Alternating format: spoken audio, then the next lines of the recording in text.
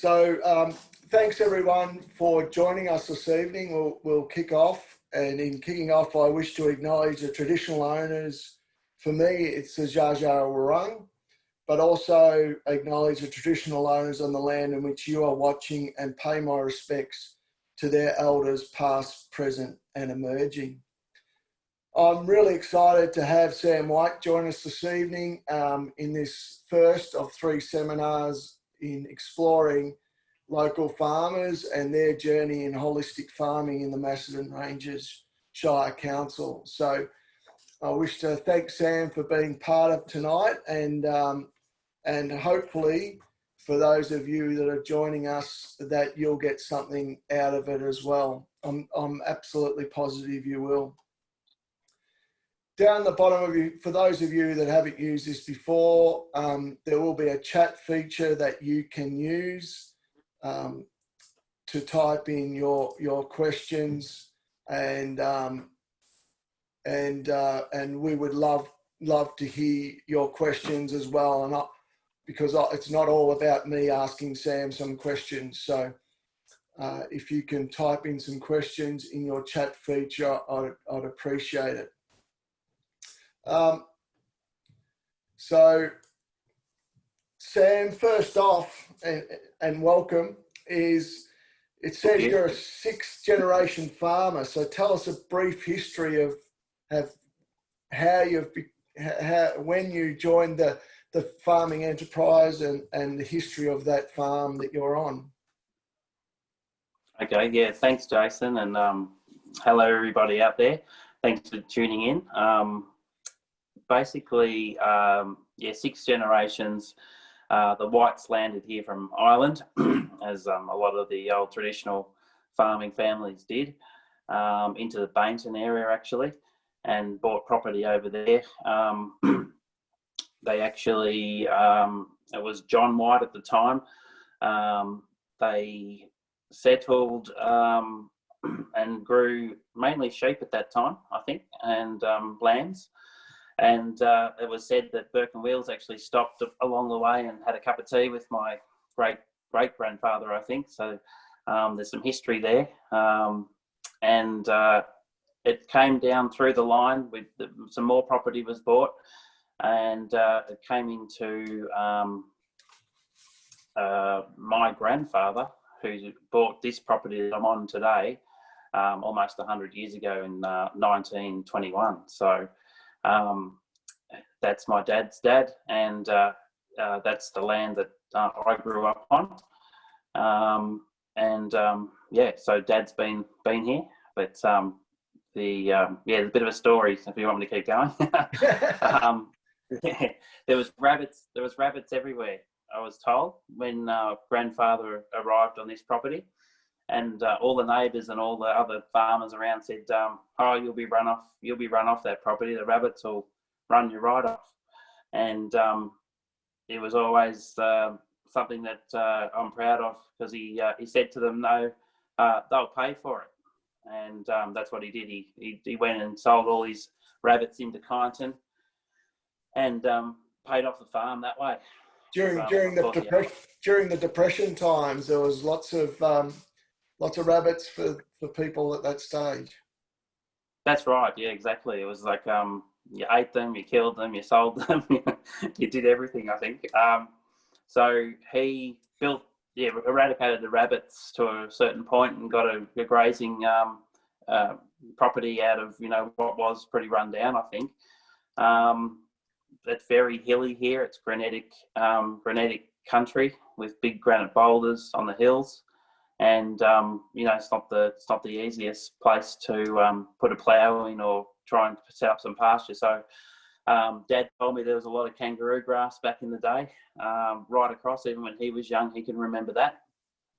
He's 80 now, Dad, so he can remember some kangaroo grass, but there's only some remnants now that remain, but slowly coming back. In 1944, a big fire swept through and burnt a lot of the vegetation, and that pretty much was really hot fire, and it just wiped everything out. There's a lot of wattle scrub.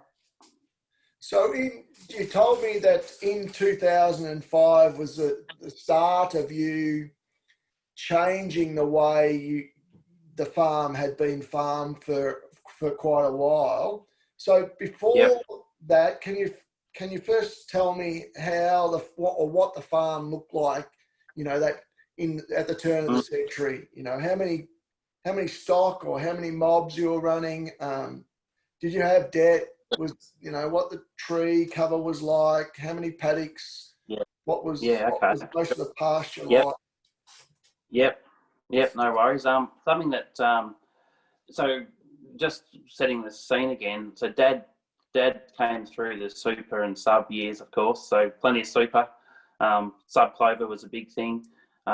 He built a big wool business, so we were all 99% wool and merinos, and that's what I grew up with as well. And cattle slowly were coming through in the 80s, but it came to 1997 when the Johne's disease hit the sheep, and the government at the time were quite worried about it. And if you were found to have even one or two sheep, which we did, in 6,000 sheep, the whole lot had to go.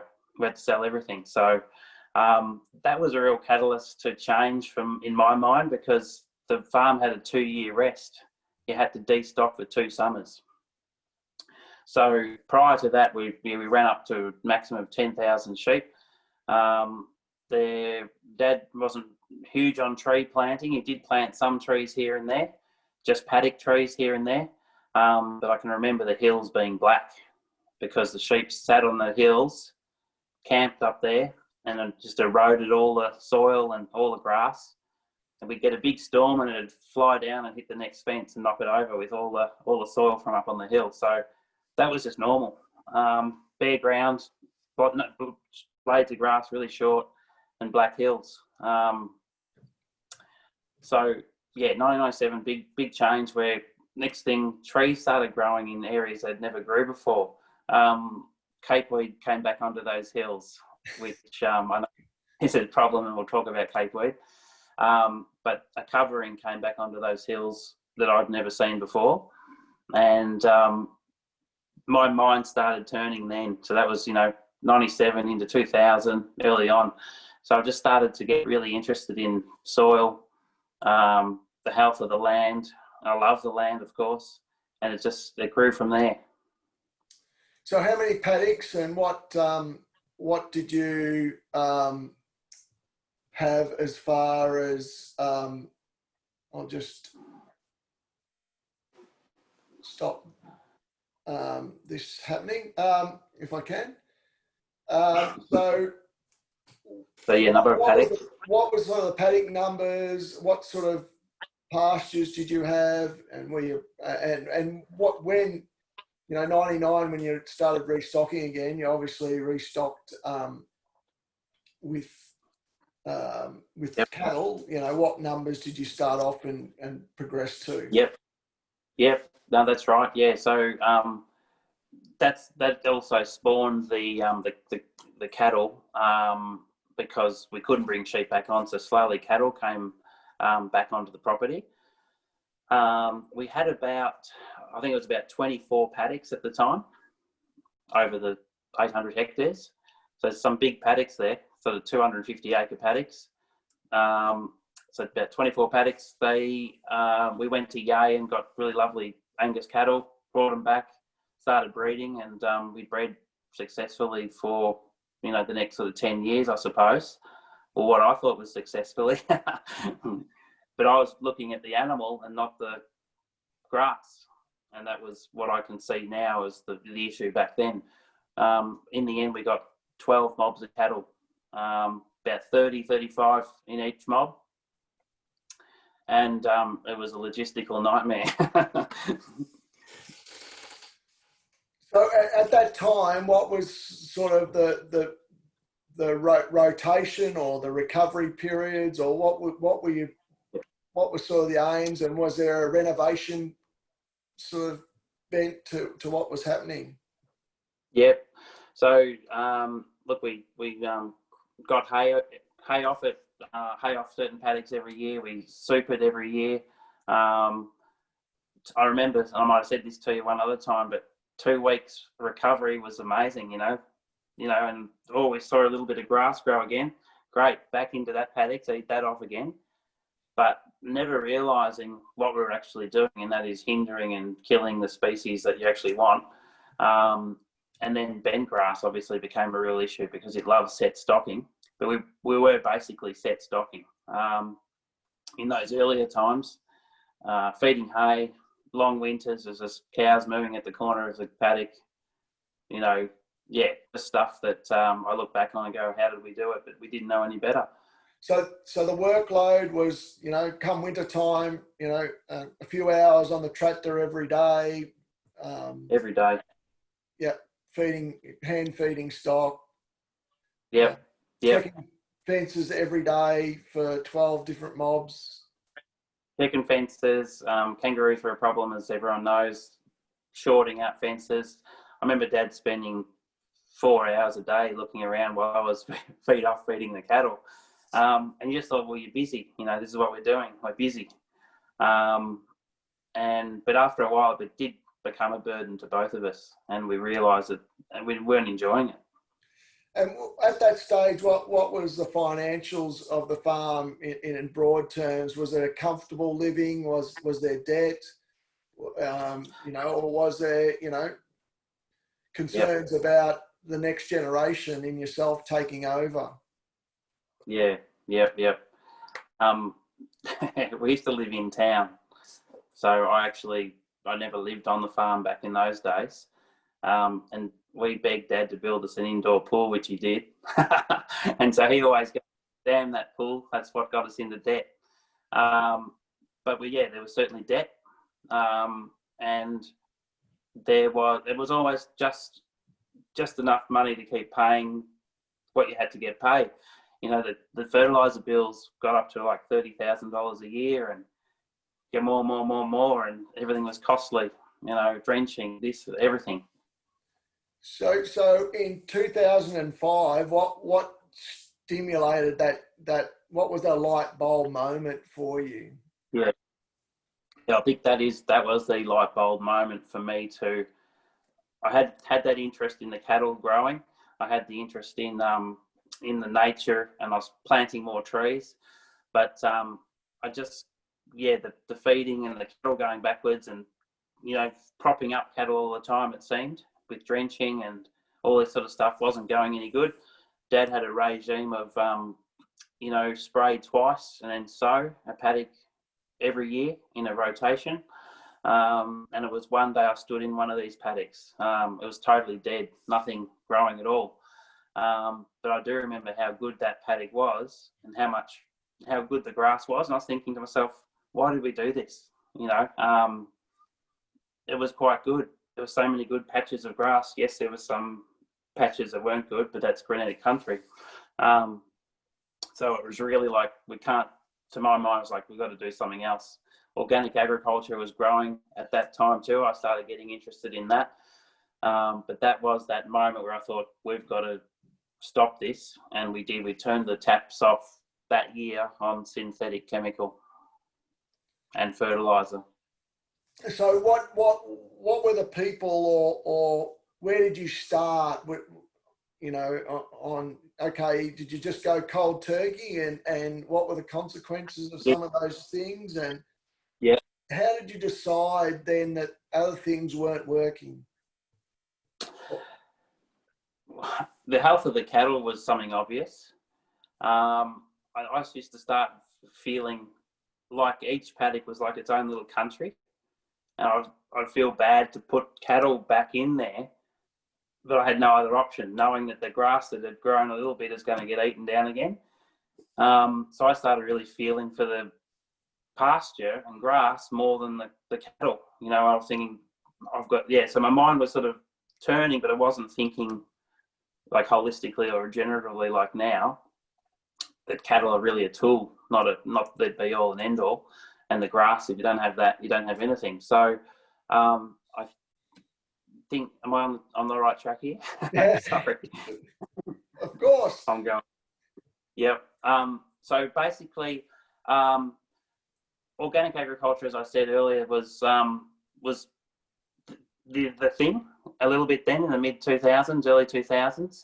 So I started getting interested, hearing things, reading things, and one of the first things I read and picked up was Pat Colby's books, which people probably know of Pat. Animal Minerals, self-feeding sleighs, drag the sleigh around the paddock, and fixing the mineral in an animal will fix everything, basically, is how I read it at the time. So I got convinced Dad to build get a big, like a sleigh built. It's like a small shed, basically, with like 6 feeder stations and everything. And couldn't get it through a 10-foot gate. We could get it through any 14-foot gate. And didn't like rocks either, but we dragged it around. We dragged it to all those 12 mobs of cattle, and spent all my days doing that. But then realising that, hang on, I'm spending all this time here, and actually only about 5 or 6 bossy cattle were getting all the feed, and the rest of the mob wasn't getting anything. And a bulk bag of ground up kelp was $2,000, which, it went like that. But that was my start. I got really interested in those books. Yeah. So what? So that was a stimulant to say, okay, this might not work, and you kept looking and investigating. So what were you looking at, and what was not working that you thought, hang on, this is not working?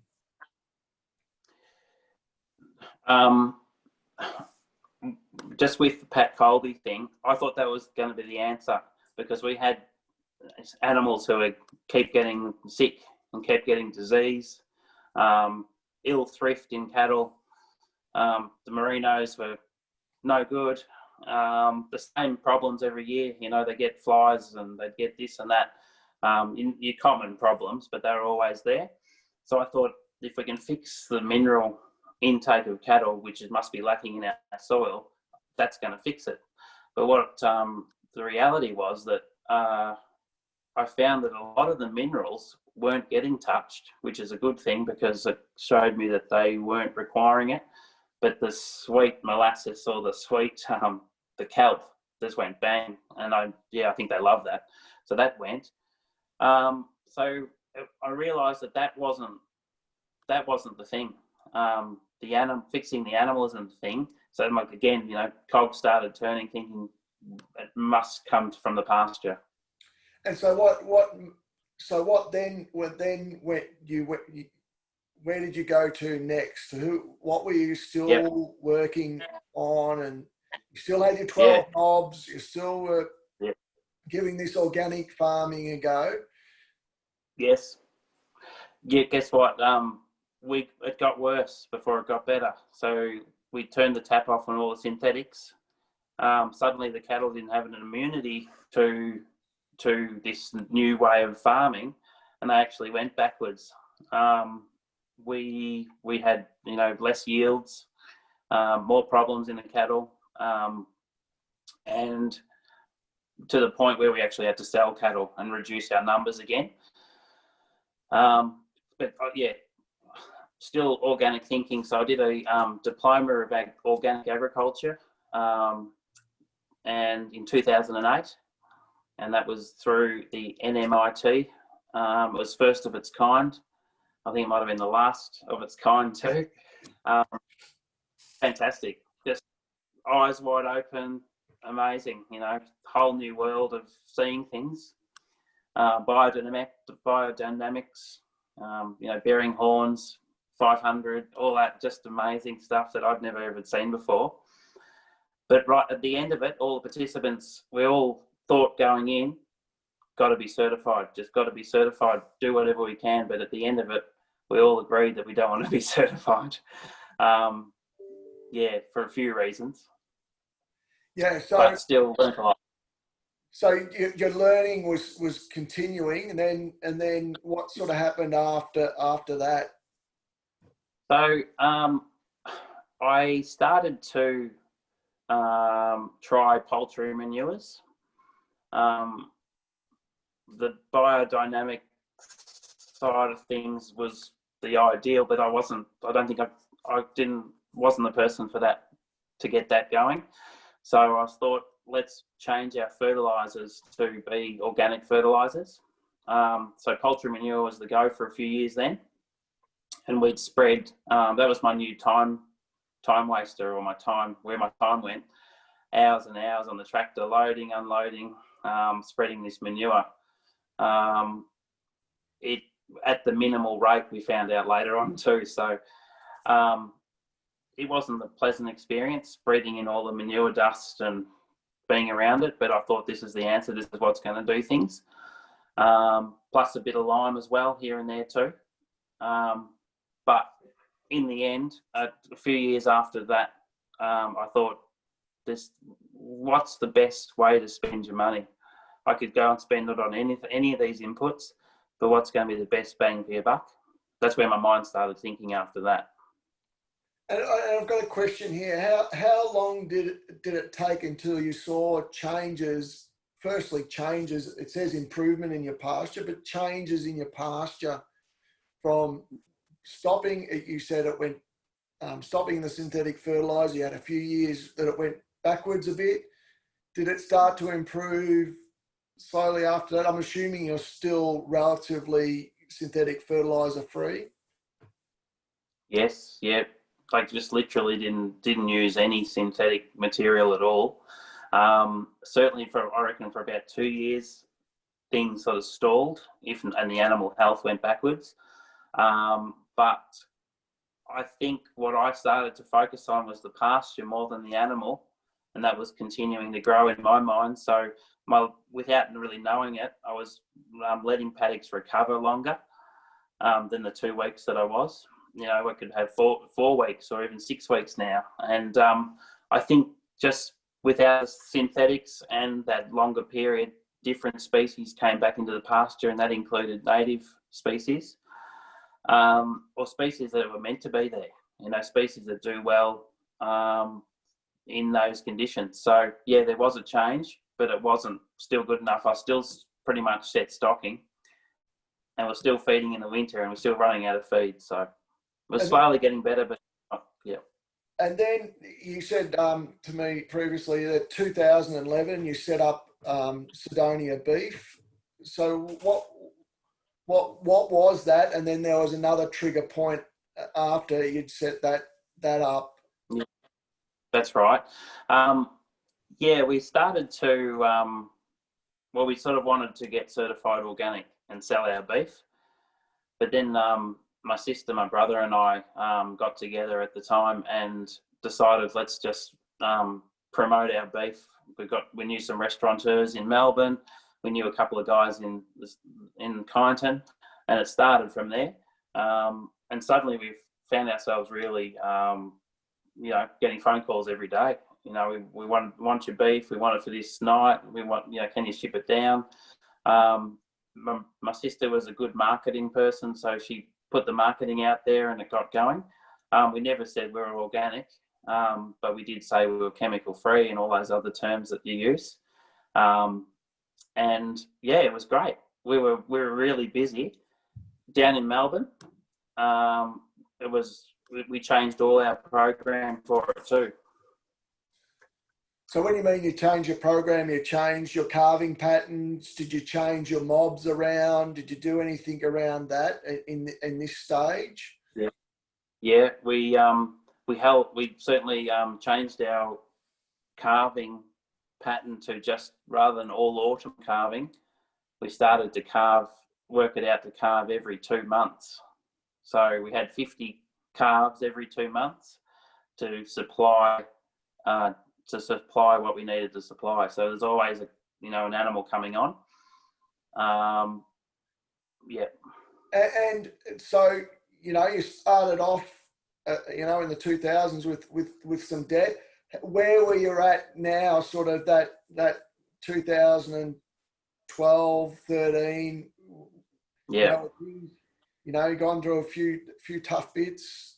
Where were things now financially, and cutting out some middleman and selling directly to restaurants, and things started to change? Definitely, yeah. Certainly, we suddenly had sort of about 30% of our animals going direct to a market that yielded much better profits. We sort of were able to be the price givers, not the takers anymore. So that was certainly an improvement. Our fertiliser bills, that $30,000 suddenly went off. Yes, we did buy poultry manure, but it's so much cheaper.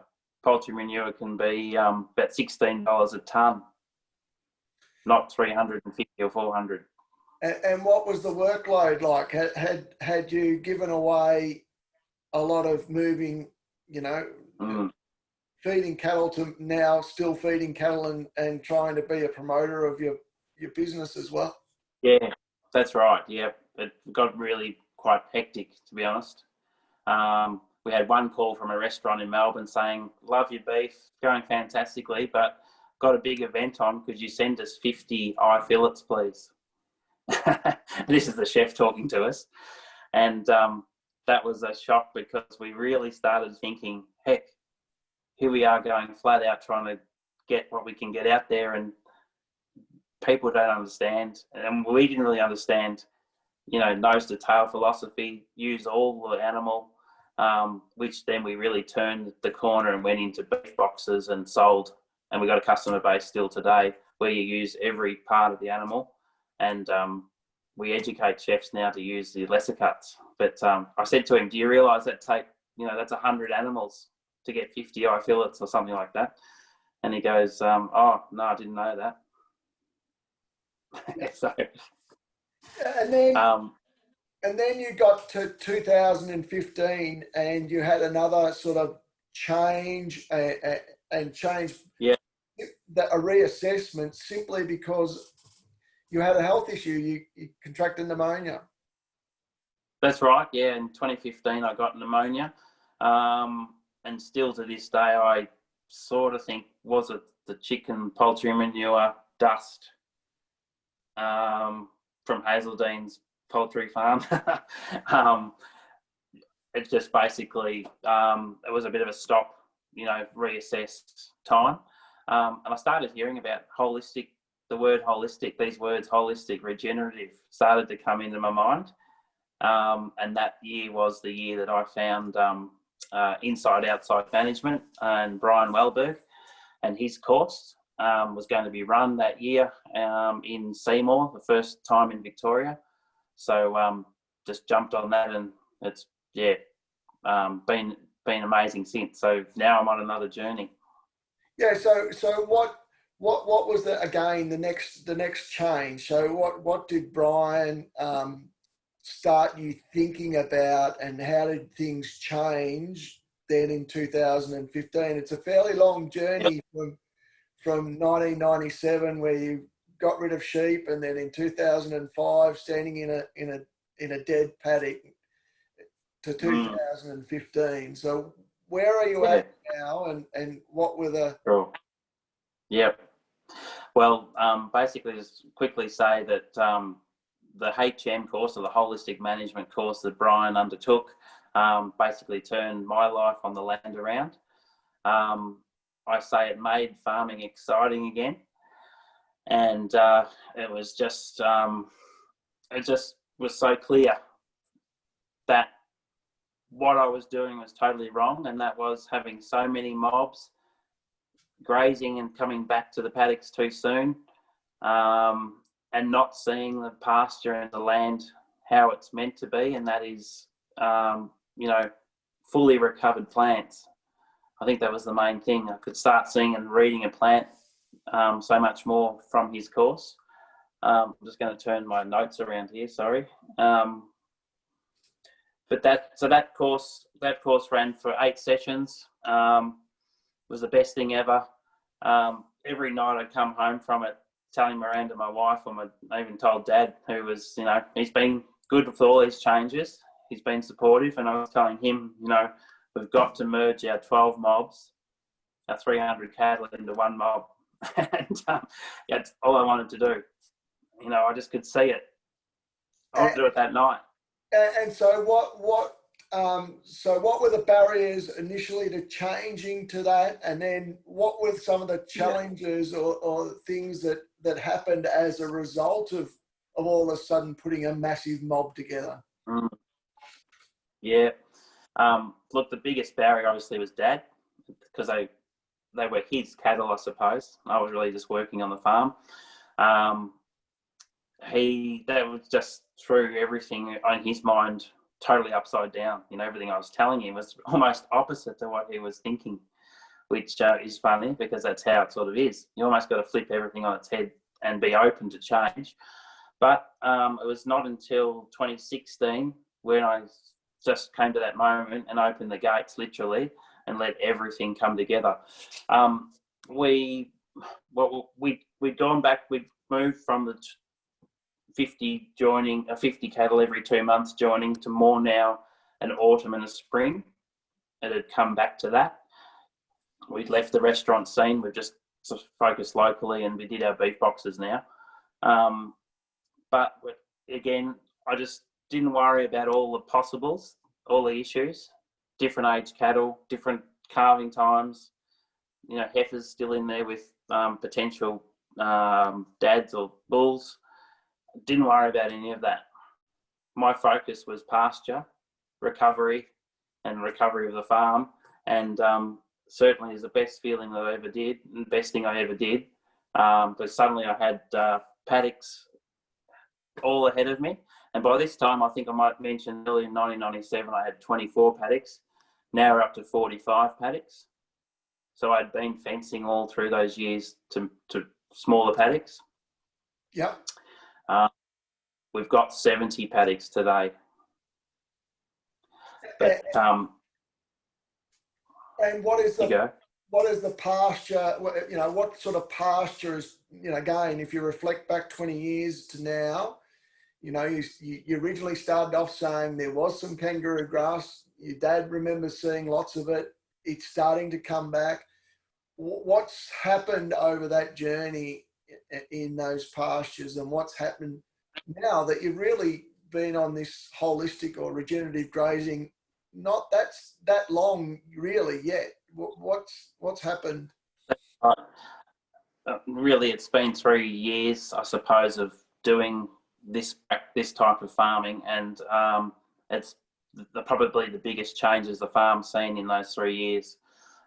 Certainly, the kangaroo grass is coming back thicker and fuller where it was, sort of in patches. But I'm also seeing microlina come in, which is a special native plant. I'm also seeing wallaby grasses and a couple of other red grasses that are coming back too amongst the perennials. And the perennials are the big thing. Yes, they're introduced, but because of the care that I give them now, they're the dominant species in the pasture rather than the bent grasses and the capeweed and any of the weedy species. So So how did the capeweed and the bent grass, did that just osmosisly disappear in a sense, or was there interventions to get rid of those, or just simply grazing management? I'd like really one of the key points tonight, if anyone wants to get a key point, it's grazing management, and timing of your grazing will fix any issue that you've got in your pasture. Animals will do it for you. You don't need anything else. Capeweed was was my enemy. It was the worst thing in the world. Of course, those hills were covered with it. And one day I merged all our wethers and put 1,000 wethers in on I think it was a 25 acre paddock. I think I put them in there in July, and I left them in there, and they ate that capeweed right down. And I let that hill recover right through the spring. So it was July eat off, right through the spring. I thought, I'm going to keep going here. I was able to keep it over the summer. And slowly the next year, there's only 50% more, like 50% less capeweed. And the following year, it was gone with a similar grazing management. Cape weed, I find now, is the easiest thing to get rid of. So anyone out there, don't worry about cape weed. So it's just because cape weed is that space invader, isn't it? So once you have grass plants that are using that solar energy for themselves, that the cape weed just doesn't like that experience. It doesn't like competition. So, and that's what you're found. Yes, a great old farmer, neighbour up the road here. He said, he's, a pretty conservative farmer too, and I used to watch him a bit, and he said, don't worry about cape weed. Don't give it any attention and it'll go away. If you give it attention, you'll have it there forever. So I think that's important. That's a good one. So, yeah. So now you've learned through the last 3 years as well. So it didn't go just smooth. Brian's, he may be joining us, so I've got to be careful. But all of his prophecies didn't really go to plan there either, did they? You had some learnings throughout. Oh, that's right. Yeah. There's a regenerative ag friend up in New South Wales. People might know her, Kiralee Bloomfield, and she's the conscientious farmer. She'd been doing it a couple of years prior to me doing it. And she said, you go on this huge high, a curve straight up, but then all of a sudden it plateaus. In fact, might come down a bit. And, that did happen. Because the other thing I should say is I was trying to build my numbers as well. I started to lease cattle off Dad. So he was retiring a little bit from the cattle scene. I leased the mums from him, and the progeny was mine. So I was trying to build. And I had 500 head at the peak in this one big mob. And suddenly our yards weren't good. Our facilities weren't right. The gateways were too small. The way that the paddocks were set up weren't right. So it wasn't much smooth sailing. I had to relearn how to drive cattle in such a big mob and think like they thought. I've learned a lot, but there's always learning. And I think mistakes are okay because that means you're learning. So you told me that one of the mistakes was that you carried those numbers through this dry spell too long as a result of being fearful of not having the facilities to offload early enough. Can you take us through? That's right. Some of those, you'd got into a position where you thought you had plenty of grass and it seemed to be working well. And what sort of happened after that? Yeah, so 2016 was when I merged the cattle. And people might remember that 2016 was actually a really good year. We had plenty of feed, so life was great. Huge weight off my shoulders. Everything was going well. I had feed like I'd never believe. 2017, it carried through, so that was a good year. 18 wasn't too bad. And the tractor, was getting cold sitting in the shed now, was it? Yeah, the tractor was. Ruby, the Kelpie, was getting fatter. So I didn't have to I just go down and open the gate and 500 cattle would walk through quietly. I didn't have to drive anything anymore. Didn't have to feed. Yeah, it was actually literally sitting there, all this machinery sitting in the shed, idle. So all I need was a holistic farmer. All you need is a bike and a dog. But basically, what was the question again? Sorry, Jason. So you had that the seasons changed and you were sort of hanging on to stock. That's right. So 2017, 18, then you can remember this. I think spring 18 was bad, and into 19 was absolutely disastrous. It got I don't know what it was. It got so hot, and the feed just went bang, gone. And I had my feed plan and my holistic grazing plan set up for March. And yes, I had paddocks until March, but I realised in hindsight I hung on too long. I should have sold in January of that year, but I hung on thinking, I'll be right. It should break, and it never did. So we had to sell almost half the mob in March of that year for a much less price than it was in January. So that was hard. Yeah, so there's still that learning of still make. As I always talk to landholders, you have to make a decision every day, and whether that decision is stay on this course that I'm currently on, or Yes. make a decision. It's not just let things. Yeah. Do you feel like you're letting things drift rather than taking a big bite and making a big decision that needed to be made? Exactly, and I think it is a really hard decision for I'm not just saying it's hard for everyone, but for a generational farmer that's bred animals to suddenly go, I'm just going to sell all the breeding stock, or I'm going to sell half my stock. It's very, very difficult. I think that's what a lot of farmers out there are faced with. They'd prefer to spend thousands of dollars on feed than sort of go, well, I've got to bite the bullet and sell their animals. But I really would say now that I've learnt that I'll see the signs early, that if the pasture isn't, and the plan that I'm on isn't letting pasture recover quick enough, animals have got to be sold. There's just no way about it. And hopefully you sell less earlier than you actually had to in Yeah. It's one of those catch-22s. If you'd That's sold, right. If you sold less, it's always better in hindsight, isn't it? So that's right. Yeah, but it was a unique situation in that I was trying to build up a breeding stock for myself, because Dad's getting out of the game, and I was getting in. So that was playing on the whole decision making as well. But we're now separate. We own fully our cattle now, and Dad's just got a few sheep around his house, so it's all on me now. Yeah. So again, that's that whole bit about thinking about the whole, not just one part of the business, isn't it? It's you've still got that, the bank manager sitting on your shoulder saying, "What are you doing here?" Yeah, that's right. Exactly. Yep.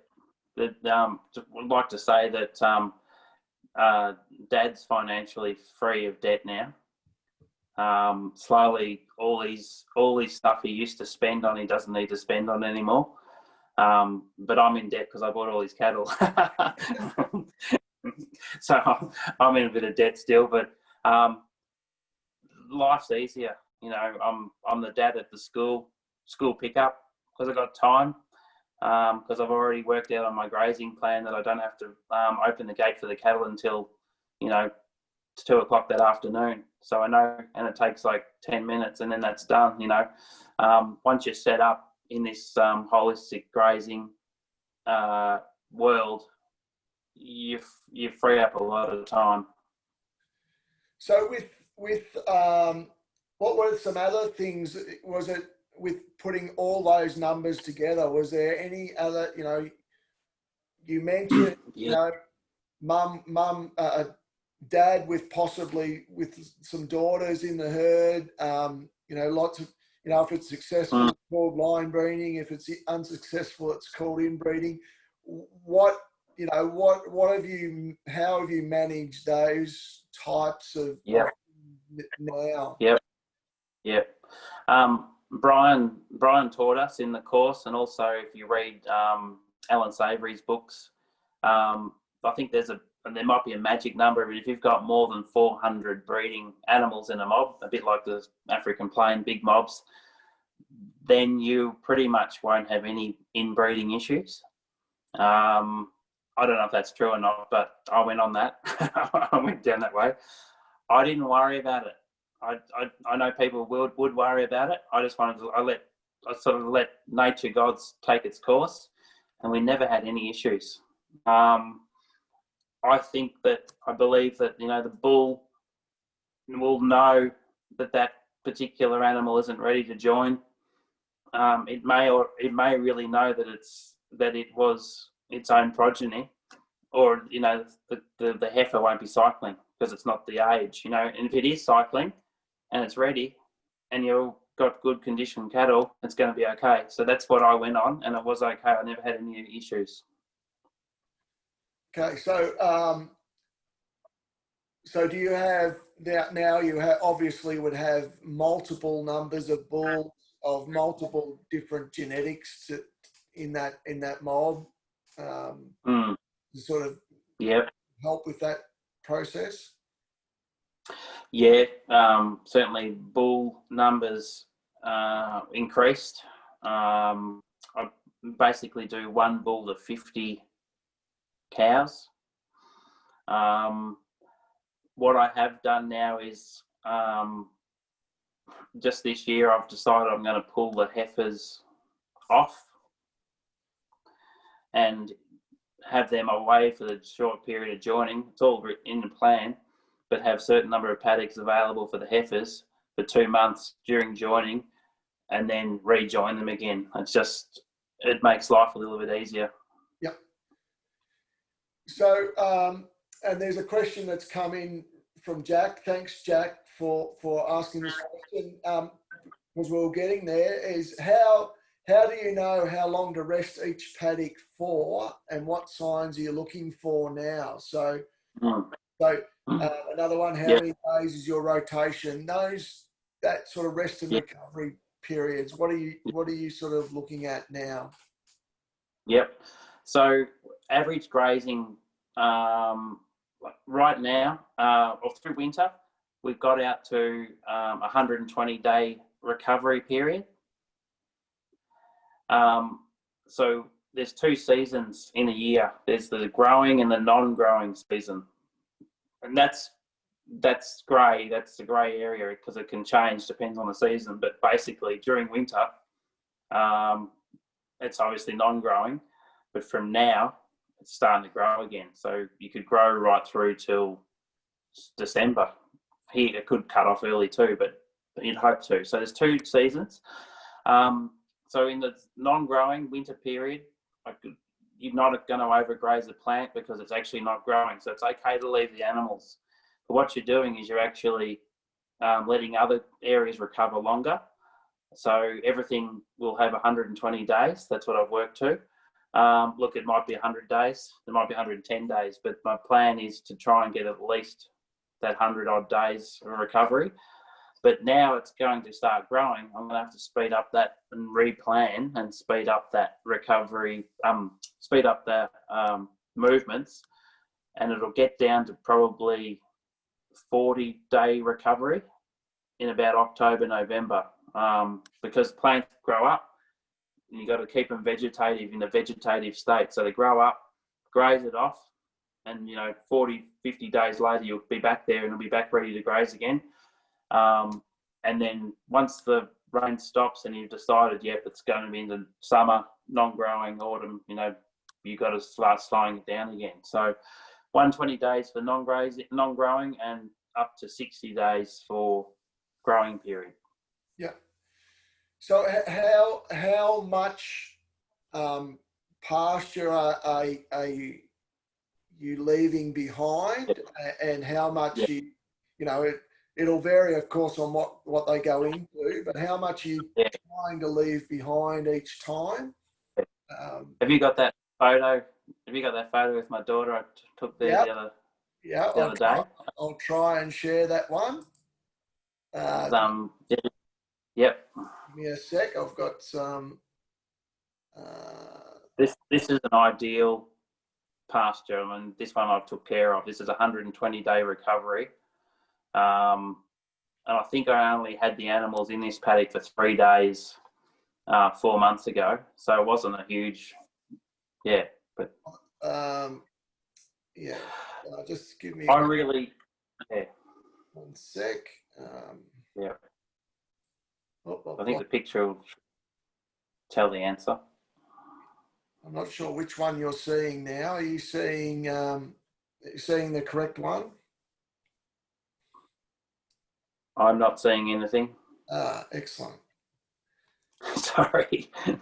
I'm driving the technology really well, aren't I? Yeah, that's okay. But I'll talk while you're looking. I hear it. Hang on. You're starting to share it? Yeah. I see some pictures now. Yep. There it is. It's my daughter Matilda standing in the pasture. And she's 6'4", is she? Yeah, no, she's about 4 foot. You know, it hit me. I thought, wow, I'll put her in the pasture and see how it goes. And she did. She jumped in there. That's mostly cocksfoot that you can see. There is phalaris in there as well. But underneath that is quite good clover. But as I say, that's a 4-month recovery paddock. And the previous grazing was for about 3 days. And the paddock itself is about, it's about a 10-acre paddock. So... And so what numbers have you got in there? You know, are we at 300 or 400? No, that in there at the moment, there's about 200 head in there behind her. That's including calves. And obviously it's quite cold. So when was this one taken until he looks like she's, you know, well rugged up? Yeah, it was sort of mid-early August. Yep. So people say grass doesn't grow through winter, but I can tell you it does, especially if you've got cover on the soil. You'll keep that blanket of warmth on the soil and it'll continue growing for you. And so what was the aim here? How far down did you eat this particular? Yep. Probably to about Tilly's knees. I'm following a guy in America, and I think everyone should log on YouTube, called Greg Judy. Amazing knowledge, so good to watch. And what he calls it is just nipping the tops of the plant, or trimming or whatever. You're not looking to eat the whole plant down to the ground. You just want them to get that energy at the top of the plant and then move on. You know, it's not always as simple as that, but that's what I try and do. So, you know, I would get half that height plant eaten down and then I'd move on. But they're so strong, they've got such good root system, but they're going to bounce back no matter what, as long as you give them recovery. Yeah. Yeah. And this was a pure, I was just going to say, Jace, this is a pure, that was a pure, we did sow that grass, but before that, it was a pure bent dominated grass paddock, you know, twitch grass from set stocking. So a few questions are starting to come in. And people are just confirming. Greg Judy, as in Judy, is that? That's him. Yes. Yep. He's a Midwest farmer. He has a YouTube channel. I think it's called Greg Judy Regenerative Farmer. And he's just, it's really an eye-opener and really interesting. So a question from Anthony and Michelle. Was there a reason for not going down the certified organic path?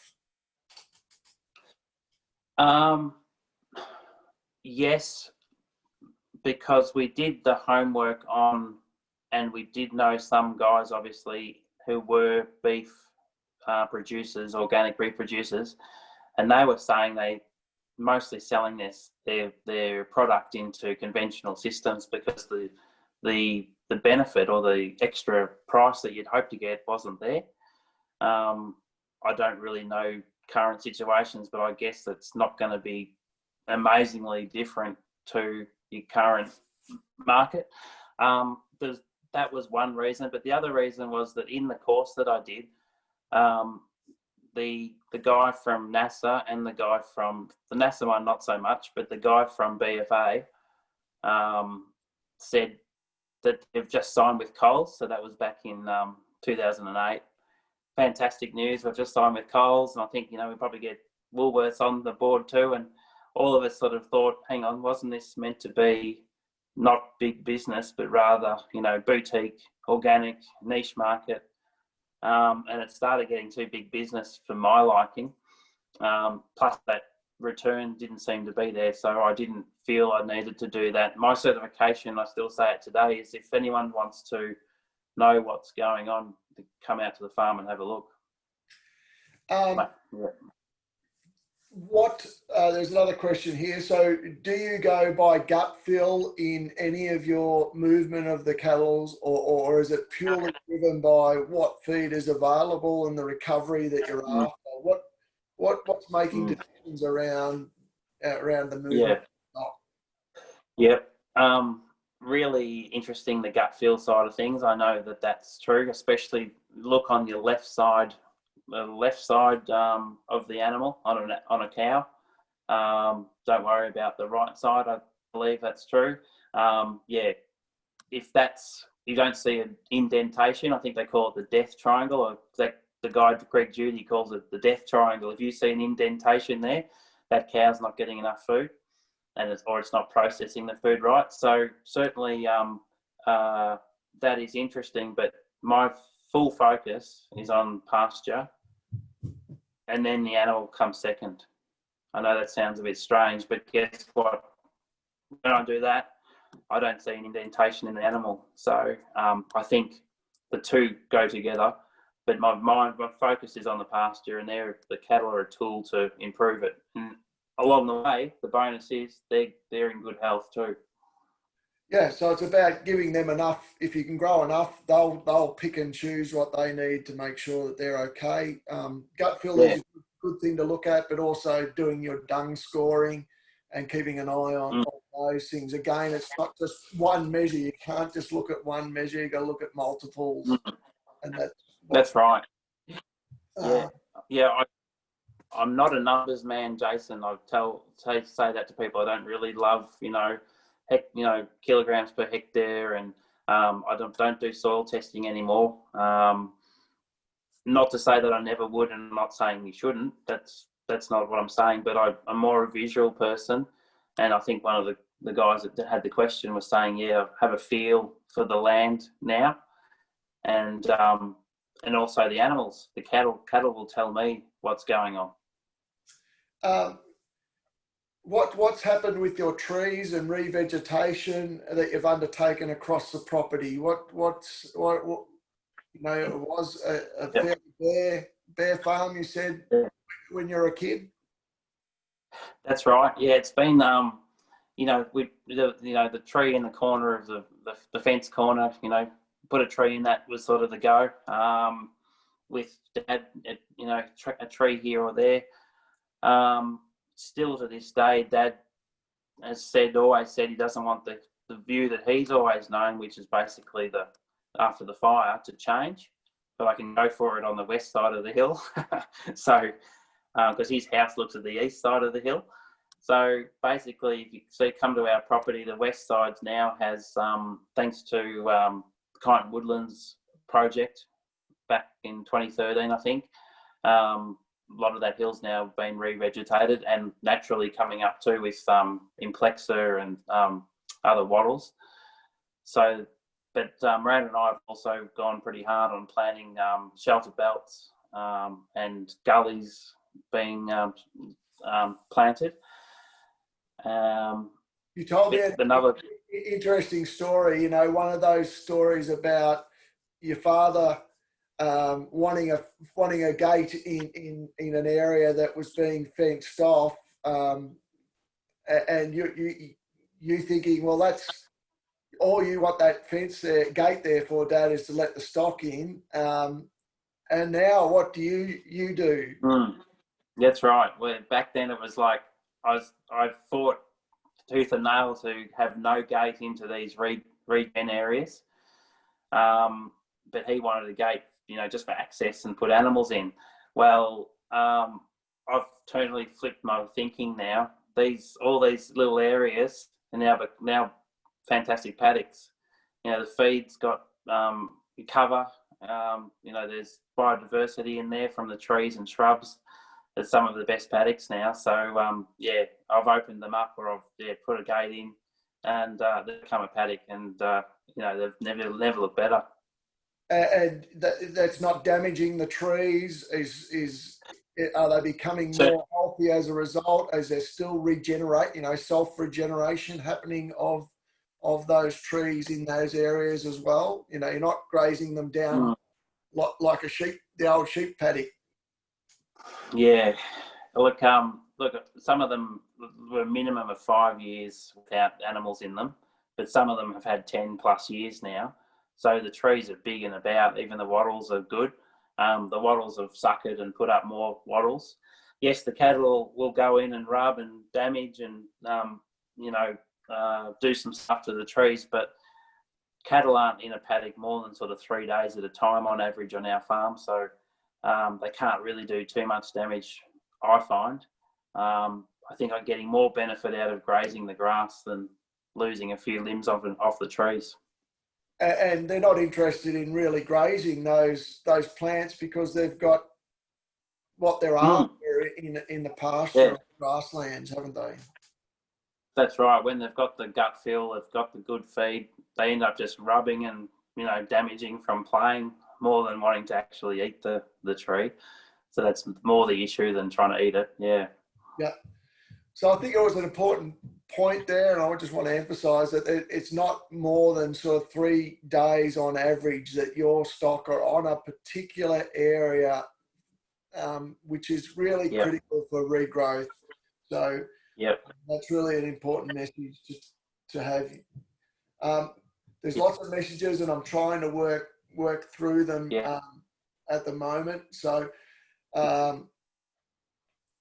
as we go. So thank you for people typing them in. What commercial opportunity benefits are there for farmers adopting the practice that you're doing, and how is it best to reach your customers in your experience? Okay. Certainly, the world of social media and having a good website, I think, is really key to getting your story out there, getting people to find you. We do events as well, so we do the Lost Trades Fair, which is in Kyneton. It's moved to Bendigo now, but we've been selling our burgers there for 4 or 5 years. So that's another avenue to get into events to promote your business, share the word on how you're farming. And we get so many questions, people saying, "Oh, how do you do that? And what do you do?" And so I always point them towards, Brian's course if they can get in somewhere in Victoria. So that's that one part of the question. I think there was another part to it. Yep, I just have to scroll back up. The commercial benefits of adopting these principles. Yeah. I think in some ways you've said there's always been commercial benefits, but sometimes there's a small window of people that are going to achieve them. You know what? There's not. Again, we're not getting 20 cents a kilo more at the sale yard over the next person, but what we are doing is spending a lot less on getting that kilo of beef produced than maybe the next farmer. All our costs for a whole year to grow a 12-month-old steer weaner is the ear tag and the petrol in the bike. There really isn't any other cost associated with that. I suppose fencing more paddocks and fencing might be related to the stock, but the actual, trying to produce an animal is very minimal cost. So our profit margin is so much greater than it used to be, and we can cushion that the rise and fall of the market better because we don't have a big outlays of inputs. So another question here is, do you think you'll get back into sheep, and do you believe that cattle are better for pasture and land? And there's that idea that many people float around this is diversity of animals is also important. So what are your thoughts on having, the chooks and the sheep and the pigs as well? Yeah, certainly. To be honest, I have felt guilty about just having. We do have merinos. We've got about 600 merino wethers. Marina and I bought some old merino ewes this year. So we do have paddocks that are more suited to sheep, and that's certainly around my house. So I might have 2-acre paddock that really isn't sort of doable for the cattle, but I need to get it eaten down, so I'll have the sheep for that. But yes, that's a good question, because something that really hit me over the journey is that cattle are softer on the environment and on this rocky hill area than sheep are. Even though they're heavier and bigger, they seem to just... Can you say that again? Because I'm not sure I heard you right. Oh, sorry, I just said that cattle are easier and better on the land than sheep. Yeah, they just are. They don't bear out the land like a sheep can. I think of the 71 people that are now joined, half of them are going to leave after you've said that, surely. Yeah, but no, sorry. Yeah. But in saying that, we do run merinos and still run the wool business here too. So there is a place for sheep as well. But like I said, Dad more manages the sheep around his area. He has like 400 acres around his place, and I manage the rest of the farm. So tell me again why you think they're softer on the environment. Well, they're certainly, obviously they don't graze to the levels that a sheep can graze to. Down to. They don't. Yeah, they don't seem to dig a place to camp like a sheep camp. The sheep camps, they dig a little hole for them to sleep in at night. I mean, that used to be everywhere. We just have bare hills, bare sheep camps. We don't find that. We tend to find the cattle move around to different spots in the paddock to sleep at night. And I think it's mainly the pasture they leave behind is more. So you got a head start to recovery. So have you thought about some of the carbon testing of your soils and entering into some of those arrangements? There is one question here. We'll go a bit quicker and sharper through some questions. I want to get through some. Yeah. Yes, definitely. Interested and in talks at the moment with a couple of different groups about carbon farming. So I'm led to believe that that's going to be the future. Price will go up in the future on carbon credits. I was told I'm sort of this way of farming, you're already along the way to, improving your soil. So it's a no-brainer, but just navigating the system and how you got to get in there is where I'm at the moment. But definitely, I think it'll come. Do you use any soil additions like fish kelp and humates to feed fungi? No, I don't. I used to drench all the stock with Vitex drench. The Vitec company people probably heard of, where you can get drenches of kelp and cod liver oil, apple cider vinegar. So I used to do single shots in our 2,000 merinos. So I used to do it direct to the animal, but to the pasture, no, I don't. I know there's certainly room for better fertility improvement. I think there always is, but at the moment, I'm just really careful about where I'm spending my money. I'm concentrating on the animals and letting them do the work. As part of your recovery, did you need to do anything to earthworms, build swales, keyline ploughing, or anything like that, or any other infrastructure changes of note? The main infrastructure changes was making more water lines, more water points to these new paddocks that I've got. I was interested in keyline and the swale ideas and things like that, but we sort of have the natural gravity fed system here. Our granite country doesn't handle the cutting in, the swale ideas so well. I think, I'm not really keen to do that. I think that the pasture and the recovery of pasture holds water way more than we ever used to hold it here. So, but yeah, it's really interesting stuff though. We haven't mentioned, and we'll get to some of the more of the questions, but kangaroos. You've mentioned to me that you think you've got the entire shire's worth of kangaroos there, and I assure you that you don't. So what's happening with kangaroos, and how are you managing your pastures with those guys there? Yeah, yeah. Well, we reckon that we've probably the mob I've seen is about 300. The biggest mob I've seen is about 300 in one mob. I really don't have a figure on what it is. They do transect our ridge line. But what I was saying to you, I think the other day, Jason, that something interesting that Brian taught us in the course was that, like sheep, kangaroos are nibblers. So if you've got short grass like a bowling green or a golf course, they're going to be right on there. They're going to love that, and you will see them on those sort of areas.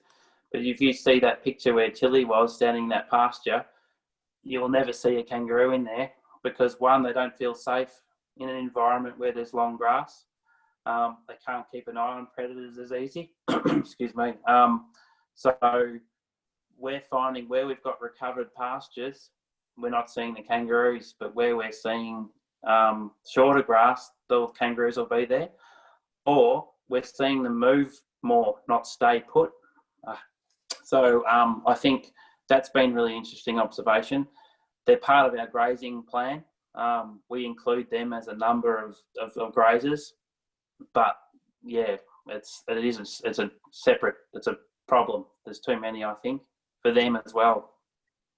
Yeah. So the transition for some people out, to get to that longer pasture, do you think you're in a better shape 10 years ago when you're trying to get longer pastures and the kangaroo numbers weren't there compared to what everyone else is facing now, which is a larger number? So what you're saying is, I think, fairly correct in that they like it shorter, but how do you get it longer if they're keeping it shorter? This, from now on, we're right in this growth period now. We've got a good season. There should be no reason why your grass shouldn't get ahead of any animal right now, or in the next couple of months, hopefully. So I think that this is the time when I'm actually setting up my pasture for next autumn. This is my bank of grass for next autumn. So I'll be really making sure I grow it as long as I can. So there's even if it's dry feed matter there for next autumn if we don't get a break then. And in doing that, the kangaroos aren't going to be comfortable and they're going to keep moving on to the next neighbour who's got short grass. Terrific answer. Is silvergrass a sign of particular soil condition and what to do about silvergrass? Yeah, silvergrass, certainly got it in our pasture. Vulpia, I think it's called. I'm not exactly sure. I think it's obviously likes iron. I think it might like a high iron, or it's obviously an imbalance in the soil. But I think if you've got the proper grazing management, you hit it hard now, then have a long recovery, you'll see it slowly disappear out of the pasture.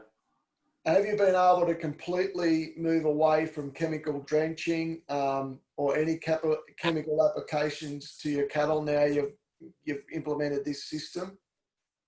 Yeah, so the cattle did go back. It took about 2 generations of calves for it to become resilient again. To the point now where we don't see any of those issues that we used to have. We don't have deaths in cattle really at all anymore. We don't have to pull a calf ever. So certainly there's been no need to. I think they've got immunity and they don't need to be propped up. Do you have a weather station on the farm? My dad. Yeah, no, nothing amazing. Do you have any plan to manage methane output from the cattle? My plan would be to, I'd love to know what their methane output is on recovered pasture compared to non-recovered pasture. I'm pretty much a believer that, if you manage animals right and the land right, that that isn't the issue. The methane that comes from them isn't the issue. But yeah, I'd love to know what their output is. Do you do any sowing? I've got sowing for summer grazing, but do you do any sowing or any? Yeah. So I spoke to Colin Seiss one time, and I said, Colin, I've got bent grass problems. I want to do pasture cropping, but I don't know how to sow it into bent grass. And he said, you're going to have to get the glyphosate out. I'm sorry, which I was a bit shocked at him saying that. But really, with the rocks, the terrain here, pasture cropping really isn't something that I can do. So I wanted to do that, but I couldn't. So I didn't say earlier, I was going to say that when we turned the chemicals off, we brought the ploughs back out, which Dad was quite excited about because they'd been in the shed for a long time. So we brought those out and we did ploughing, and we did sow a fair few pastures through that period of time, fairly successfully. But I don't think it's not about, some people will go, I've just got to re-sow, that's what I've got to do. But actually have a look at what your species you've got in there. If it's totally dominated by one species, then if it's bent grass, then you've really got to start changing your management. But there's seed in the ground, and the right seed will grow. I think people are impatient; they want things happening right now, and this way is a slow process. I think you can't have it overnight. I was lucky that I suppose a lot of the grasses were sown earlier on, and they're still there, and now I'm making them recover. So, is onion grass an issue at all? And if so, how have you got rid of it? It used to be one of the big issues, to the point where sheep were eating so much of it they'd get a ball in their gut and they'd kill them. So again, I can't stress that recovery of pastures, especially over the summer period, will let other grass compete. It'll slowly just die off, or it won't become a dominant thing. We've still got it here, and if I happen to leave overgrazed by a day or two, you will see it the next following year. It'll come back again. But some people say deep ripping might help, opening up the soil a bit because it likes compaction. But yeah, recovery of pastures, you'll find that the perennials will outcompete it, and it won't be a problem.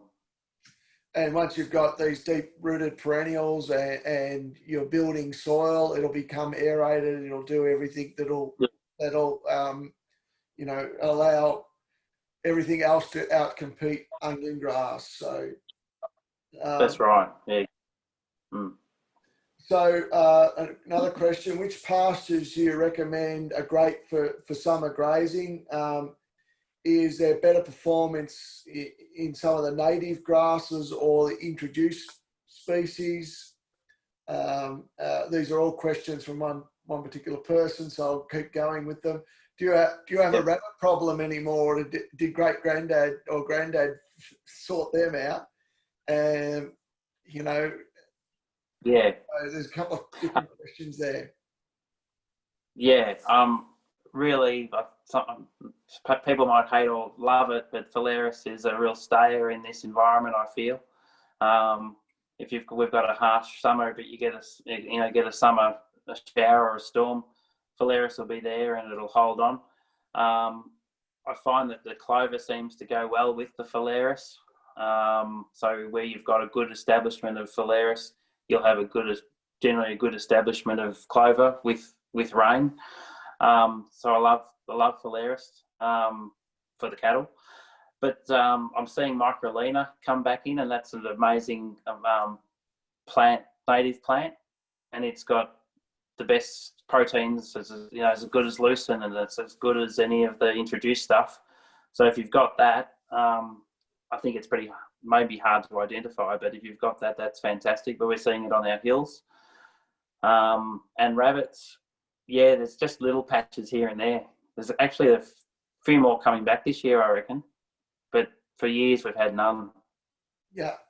And again, you'll get diversity again, and you'll get the kangaroo grass, which is a C4, which is a summer active grass, compared to wallaby grass, which is a winter active grass. So you'll get that diversity. So one of the questions is have you seen a big diversity of pasture species over time and with longer recovery, or is it just monocultures being, coming through? Yep. The changes have been slow. I mean, I suppose it's been 3 years of this long recovery type of grazing, but certainly seen increase in diversity.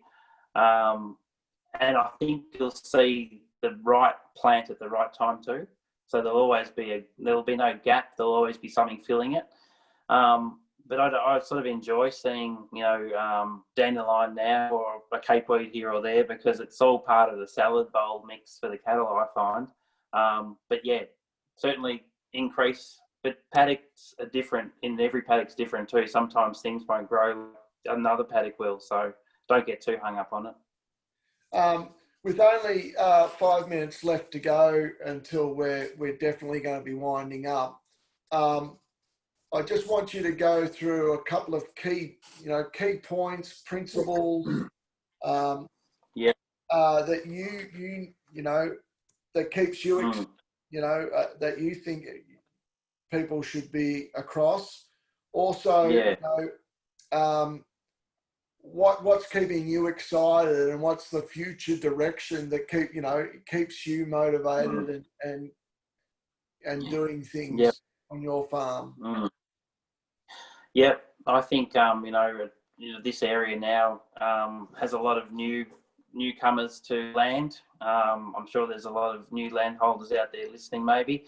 Even though I'm from a generational farming family, it's like I've started all over again. So I'm sort of on the journey as much as anyone else, really.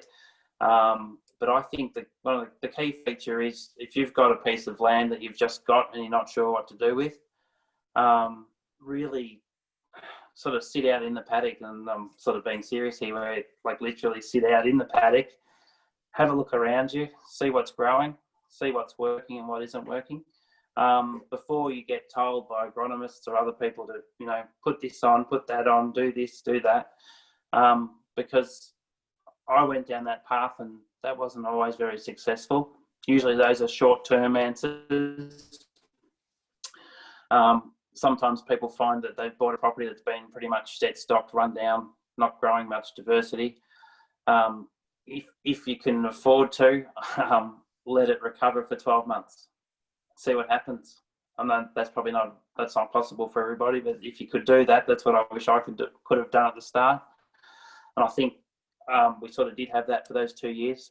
But just don't rush into anything. I think really learn to see what your environment can grow, because the right seed is there and sitting in the ground ready for you.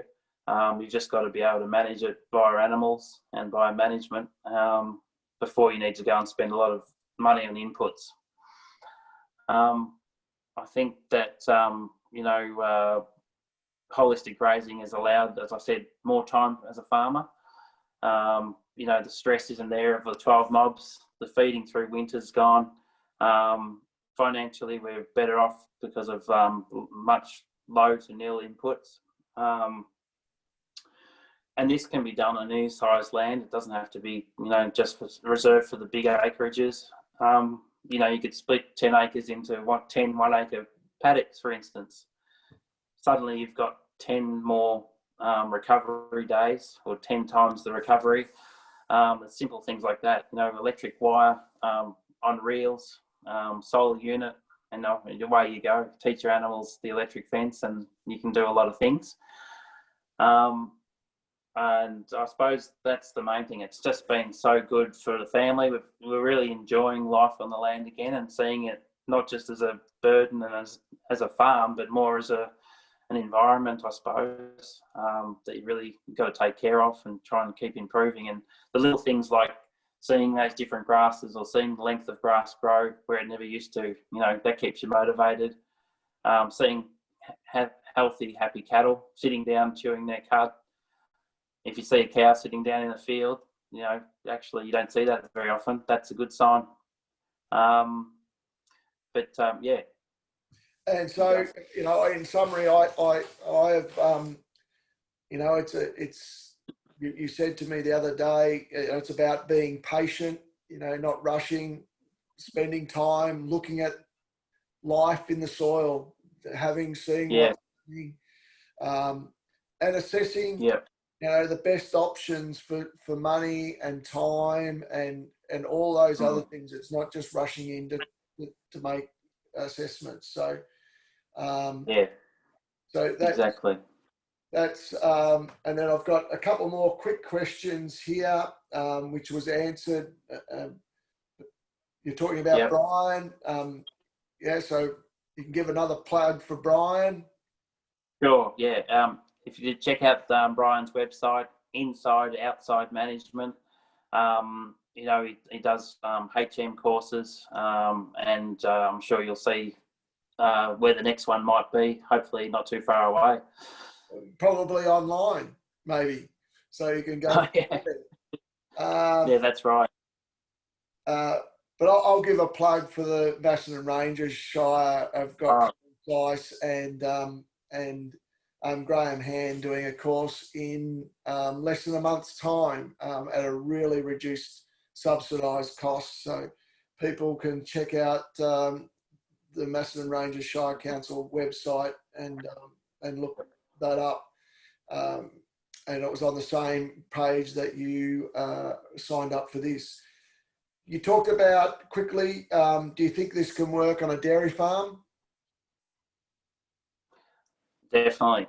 Yeah. I've got a great dairy farm background, and I think it can work on a dairy farm as well. The interesting thing on the discussion here with some of my friends in the dairy industry is high energy. They need a bit higher energy feed than what sometimes you'll get into a beef stock, but the basic principles are similar to what dairy farms have been following. So for me, having a mob of 500 cows is completely normal because that's how many cows I milk. So having one mob is sort of normal stuff. Do you envisage increasing your stocking numbers since you've decreased in March last year?